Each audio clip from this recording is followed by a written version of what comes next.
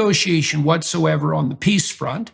This should be Biden's number one concern, as far as I'm concerned. It's like, what the hell are we doing here in the West? Why aren't we negotiating for peace, on our terms, let's say, because I think the Russians are in a bit of a corner with 100% purposeful intent.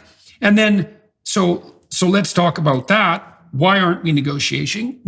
And then let's also talk about how this war escalates as it moves forward, and when it actually moves from a proxy war, which it is now, to whatever we now are willing to define as an actual war. So let's start with do you know of any negotiations that are occurring in good faith on the peace front? And if not, why not?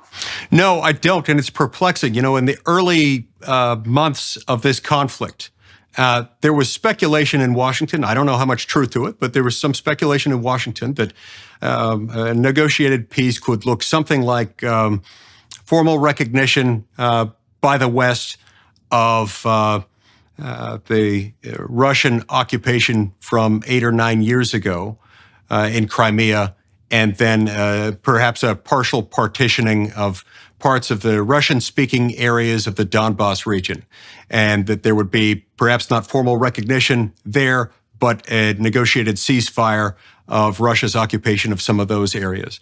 But no one has been talking about any of those outcomes for many months. If there aren't peace negotiations going on, which I really hope they are, I haven't heard any of them. I haven't heard about them. And they're certainly not inclined to talk about them in public. And that's one of the things that's most concerning about this, is that you're picking a fight with a huge bear. And look, people are fond in the United States of saying, Russia's economy can't support a full-blown war. Yeah, well, that's true. But as you pointed out, there's no end to their nuclear stockpile.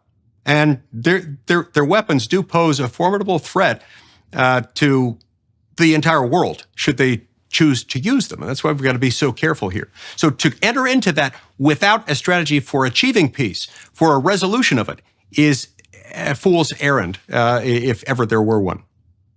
Right. So here's what we've established so far: is we're spending money like a drunken sailor, and